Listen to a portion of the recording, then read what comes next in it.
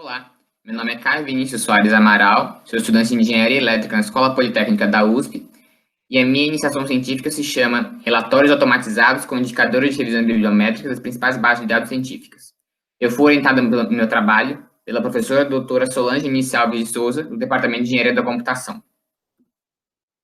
Basicamente, a minha iniciação científica diz respeito ao desenvolvimento de um software capaz de compilar estatísticas sobre artigos científicos. Dessa maneira, esse software ele consegue exibir informações sobre e tendências sobre a data de publicação de determinados artigos científicos, sobre as palavras-chave mais comuns utilizadas neles, os países de onde esses artigos foram produzidos, o número de autores por cada artigo, entre outros dados estatísticos sobre eles.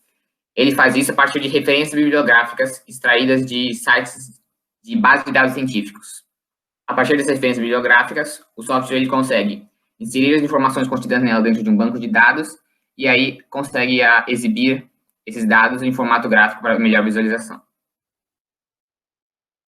A principal motivação a fazer esse trabalho, que na parte quando eu e a professora Solange tivemos a ideia dessa iniciação científica, foi principalmente auxiliar pesquisadores que estão, por exemplo, realizando uma revisão sistemática da literatura, a encontrar informações sobre o seu campo de pesquisa. Por exemplo, em quais são os jornais científicos mais relevantes sobre um determinado tema, em quais épocas, por exemplo, houve mais artigos mais artigos foram publicados sobre esse tema, quais são as palavras-chave mais comuns que existem nele, entre outros dados bibliométricos.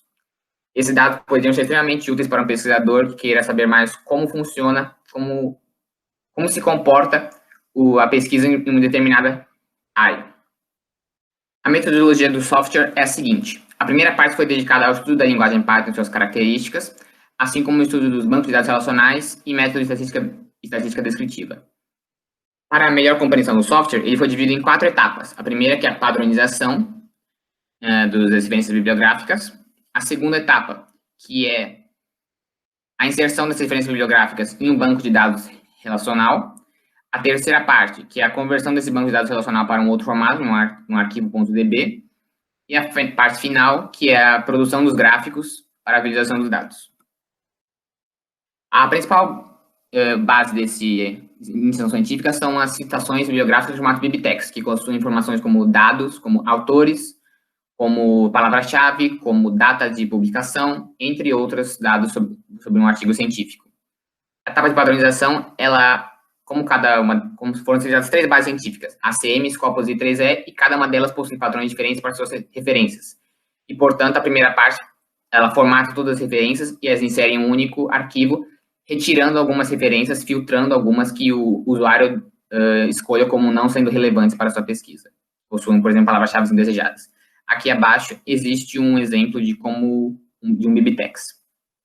Depois, esse arquivo .bib formatado é inserido em um banco de dados relacional, que é representado pelo modelo entidade de relacionamento descrito nessa imagem abaixo. Esse banco de dados relacional foi implementado por meio de um objeto chamado database, que possui listas de dicionários que simulam as tabelas do banco de dados. Esse objeto foi utilizado para simplificar um pouco a manipulação dos dados.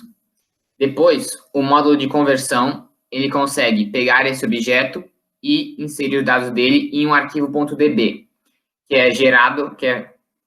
é formado a partir usando o sistema de gerenciamento de banco de dados SQLite e a biblioteca do Python SQLAlchemy. E, finalmente, a etapa final do software produz os gráficos em si, que são a parte mais interessante da iniciação científica. Permitem, por exemplo, observar quais são as palavras-chave mais frequentes, que mais aparecem em determinado campo de pesquisa. Elas são geradas a partir do objeto database e elas são exibidas na tela quando o programa é rodado. E, ao final do projeto, pode-se dizer que a produção do software em iniciação científica foi bem sucedida, pois o software ele é fácil de utilizar, ele apenas pode ser rodado usando o interpretador de Python, e ele pode ser disponibilizado para qualquer computador usando um arquivo .zip que contém o código-fonte e instruções de como utilizar o código.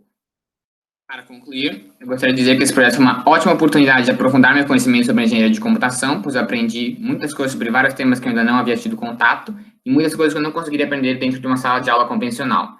Além disso, tive um primeiro contato com o mundo da pesquisa acadêmica e sobre as oportunidades de carreira contidas nele.